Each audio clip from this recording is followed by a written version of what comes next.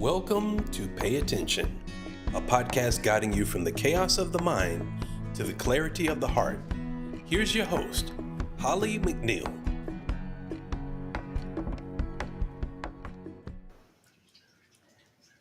Hello and happy holidays.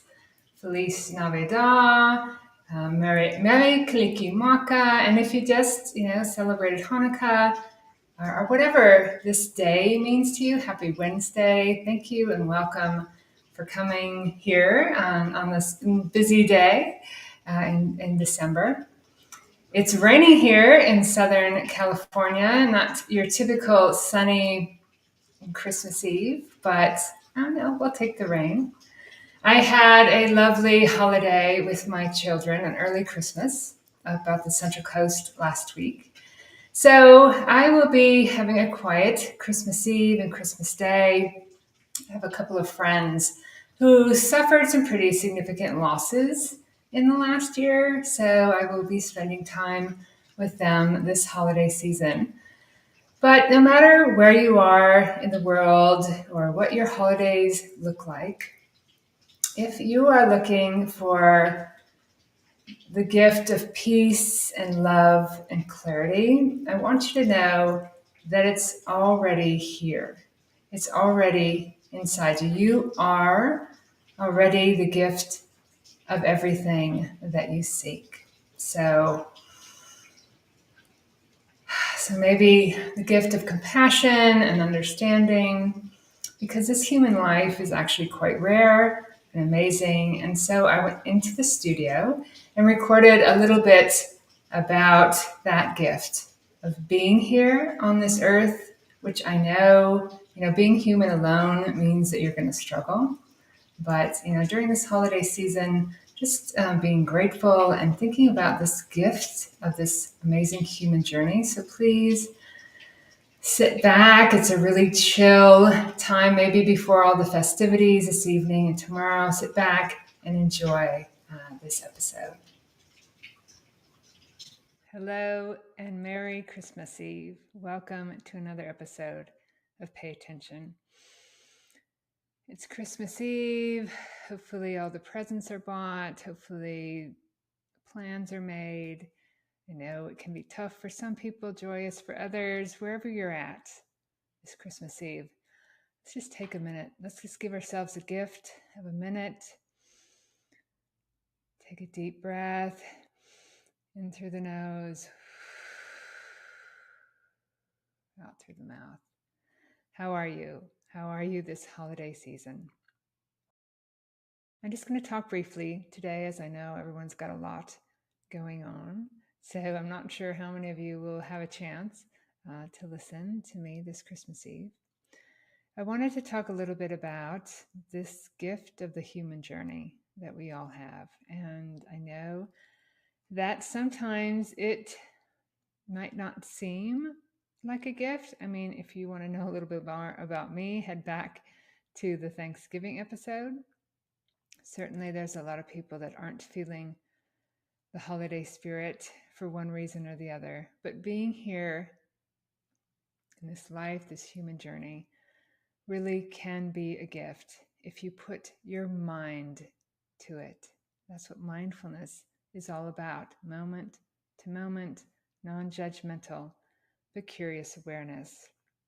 There are 3 things I want you to know about how your mind works, and it'll help you to understand this journey, how to get from the small and isolated, seeing life only through the lens of your experience, to as far as you want to go, to that open, awake awareness, that clarity of understanding when you can put those thoughts, emotions, and feelings aside and see and let your true nature come through. So the mind is habit-based.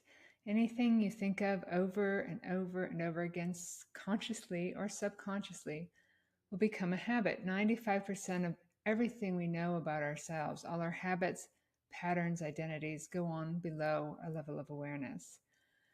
And these habits, often when we're young, we make them in survival mode because we're overwhelmed, because we don't feel safe.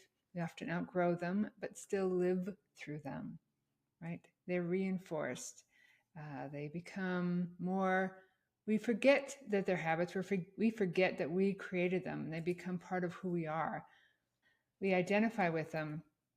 We take them on as our personalities, and then we say, this is who I am. The second thing you want to know about how your mind works is that the mind does not discriminate between good and bad conditioning. It doesn't care.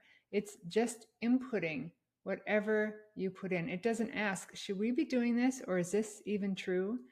It just collects information, especially that which you repeat over and over and over. It puts it in your subconscious warehouse. And that's where the mind goes back to get the information when anything comes up, when you're living your life. And if a lot of that stuff was done on autopilot, which it often can be, we're unaware of these habits and patterns and beliefs that affect our choices, the direction we move our lives, the relationships we have, what we do and don't put up with. Doesn't discriminate between good and bad conditioning.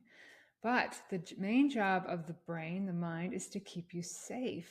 And it does so by keeping those habits and patterns, that conditioning, intact. So if there's a lot of anxiety, if there's a lot of fear,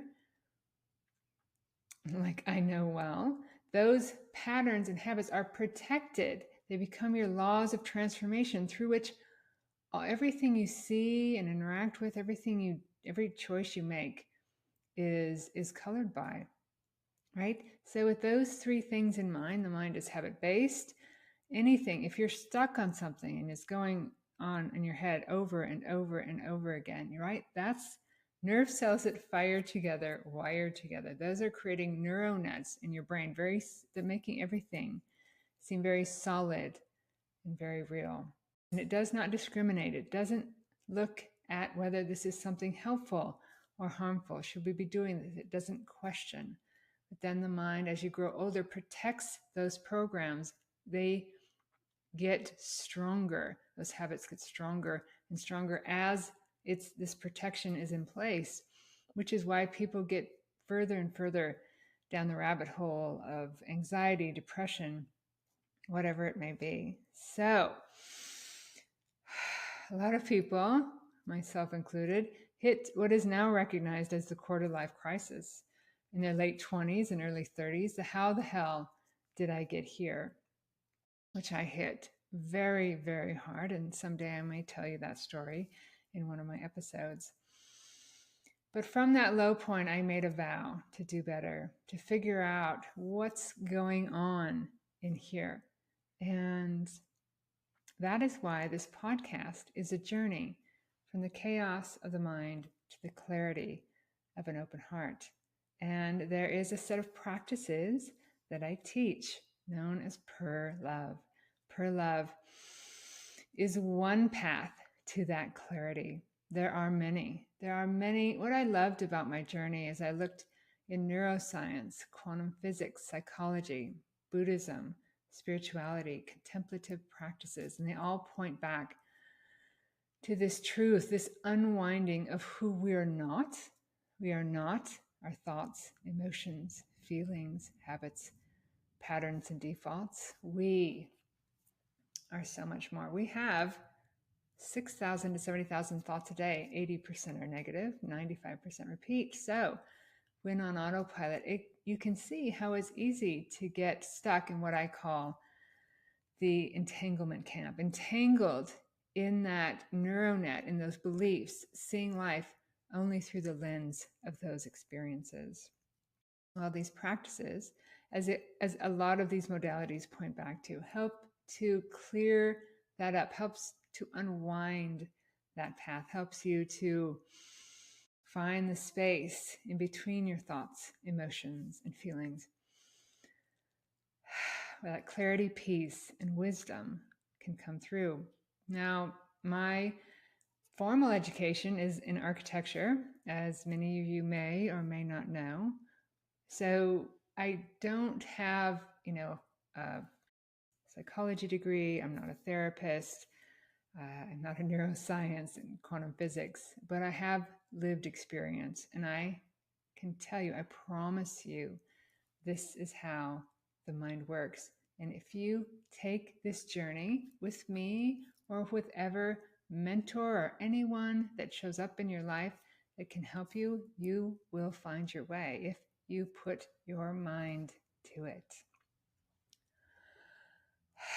So, P.E.R.L.O.V.E, I'm going to go through it relatively quickly. I do have a 1-hour class that explains it in more detail. If you'd like, you can send me a message and I'll get that to you.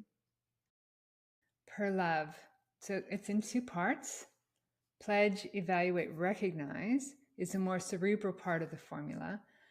Then there's locate, open, invest, and expand. The more spiritual part, expanding ultimately beyond your conditioned limits. I started my journey in the spiritual realm. I started by putting a belief out there, a belief that there had to be better. There had to be better than where I was. There had to be more. And that belief is everything. That intention to find that more is so, so powerful. And in fact, I think maybe, we'll see, at New Year's Eve, we might try to set an intention together. But having that belief out there, things started to show up.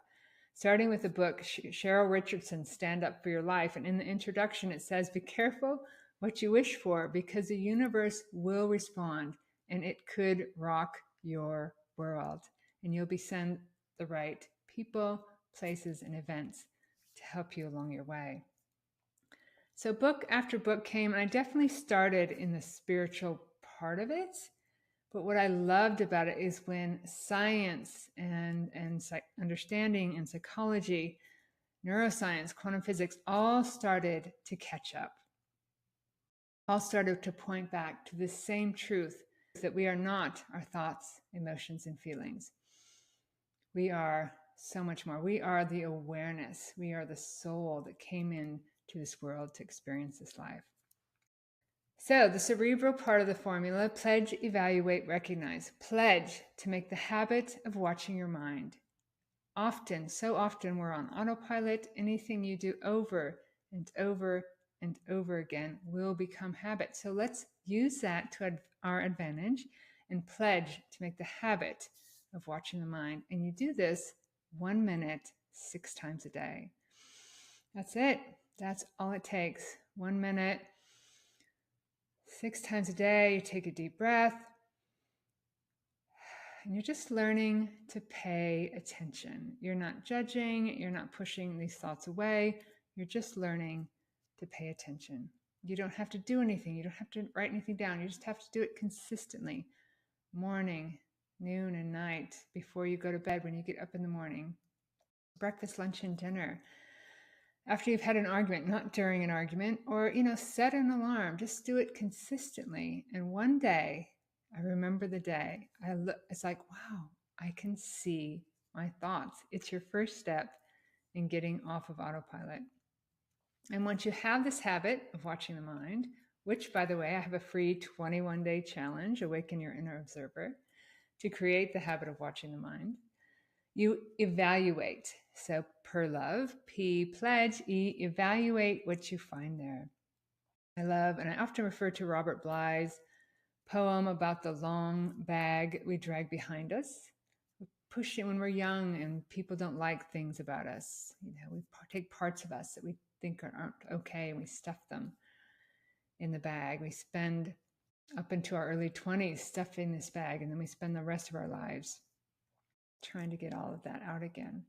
So you can start to evaluate what you find there. Start to question those thoughts as they come up. Is this even true? Is this outdated? Will this even help me? Right? Spend some time journaling, paying attention, writing down, repeating thoughts so that you become more aware of them, so that you can recognize them as they come up in your daily life. There's a moment when those thoughts first arrive, and if you catch them, right? If you catch them, you can look at them, question them, send them on their way. So often we don't catch them, sends us down the rabbit hole of despair. So we go, this is the process. We have the habit of watching the mind, we evaluate them, we catch them as they come up. We recognize these habits, we let them go, right? So that's the more cerebral part of the formula in a nutshell. We are finding, we're taking a look at this neural net, we're taking a look at what we created, and thought by thought, release by release, we are starting to unravel that. And then we locate, in love, locate the space that remains when the thoughts, emotions, and feelings have subsided. And at first, this whole part, love, is about, and actually the whole journey is about celebrating glimpses, because you're going to get a glimpse of this space, of this clarity at first, and then it will be gone. Glimpses come when habits are starting to form, when you're starting to really create a path. And so you just really need to nurture those things. In love, meditation comes in more so, right, than maybe so it did in the cerebral part, the pledge, evaluate, recognize. Because once you locate that space, you want to just stay with it as long as you can, and your mind is going to try to eliminate that. Remember, it's protecting you. So any new ideas, I don't know, any new patterns, any new habits, this is why change can be so difficult. So we're going to locate that clarity of space. And I remember the first time I saw it, right, in my mind, and you just hold on to it as long as you can, right? Keep up the practices, and you can notice that maybe it's expandable, right? Maybe it's expandable. Maybe it's bigger than, bigger than your body and mind, right? It's a peaceful, loving space, right? That peaceful, loving space of clarity is where your wisdom comes through, right? Peaceful, loving space. And once you locate it, you drop from your head down into your heart. You drop from your head and you consciously down into your heart, and you open your heart. Open. Use your power of imagination to open. You just imagine your heart opening with that clarity. There's a light of clarity coming through. You imagine that first beam of light coming through as you open beyond the confines of your chest, just opening your heart.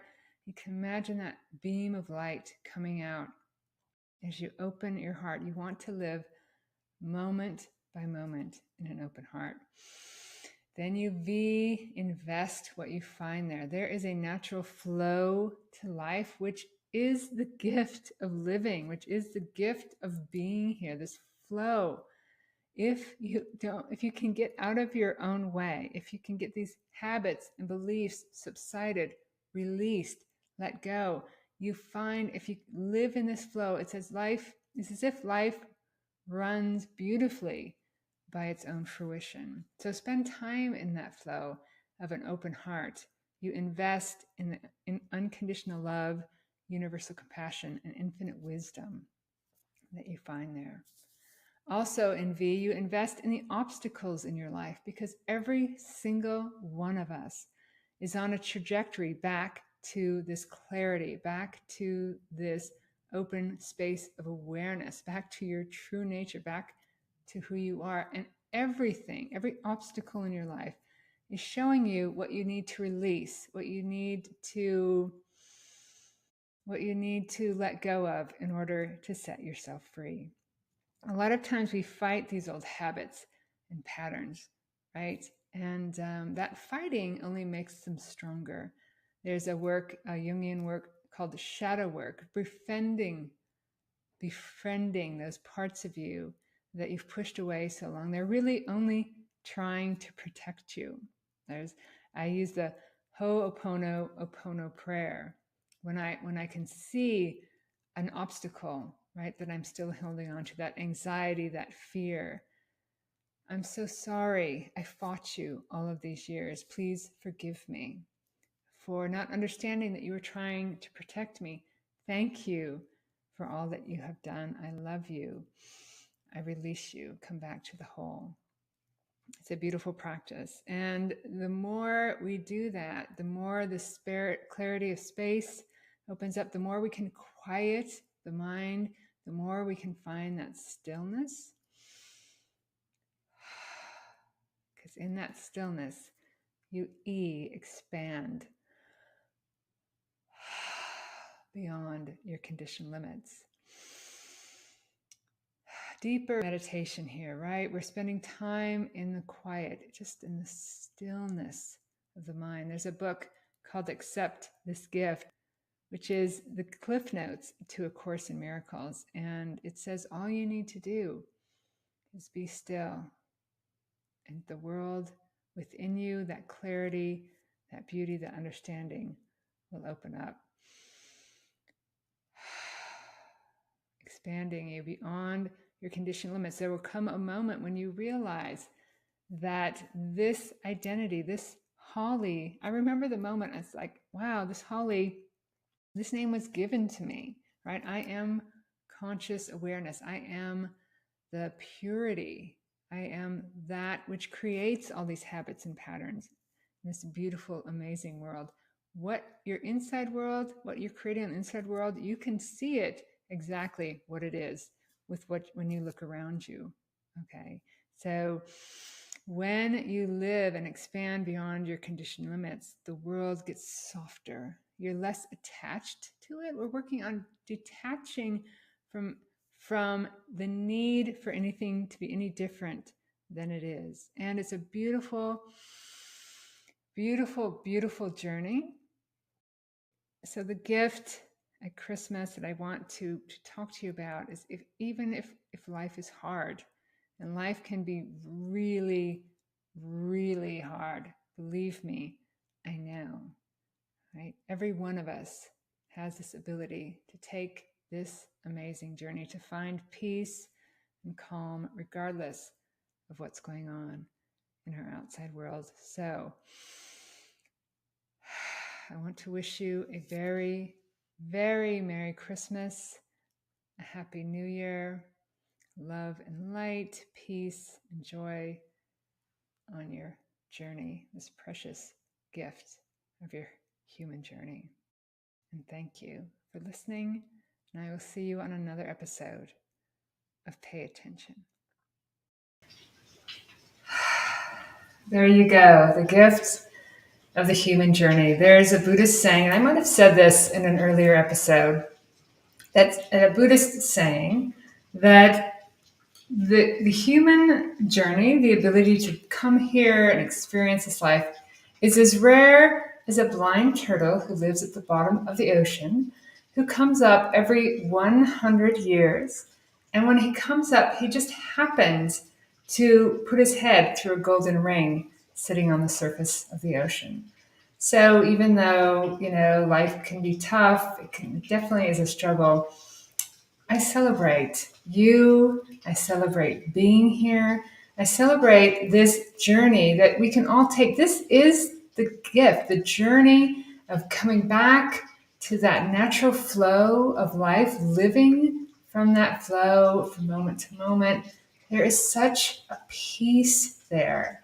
And I have definitely come from that chaos into that clarity. And even more recently, realizing it's not just from the head to the heart. There's a lot that your gut's holding on to, a lot of your true nature that's being protected from whatever your mind thinks it needs to protect you from. But you are whole. This holiday season, you are whole, you are beautiful. It's a journey to nowhere. You don't have to find something. You don't have to be a different person. You just have to be open to who you already are. This beautiful, amazing soul, this beautiful light that's connected to all of us, this being who's here to touch and feel and be fascinated by the taste of things, the beauty of nature. So this holiday season, when you're with your family, or if you're alone, or if it's just a Wednesday, take time to go inside, and maybe we'll talk next week about having the intention next year to unravel all of that who we think we are, all of that all of the conditioning and beliefs that have clouded our view of this world, and see what we find in that beautiful stillness. I promise you will be amazed if you take this journey. So, happy holidays. Enjoy. And I will see you next week on Pay Attention. Thanks for watching Pay Attention with Holly McNEILL. Don't forget to like, comment, and subscribe. See you next week on Wednesday at 10 o'clock Pacific, 1 o'clock Eastern.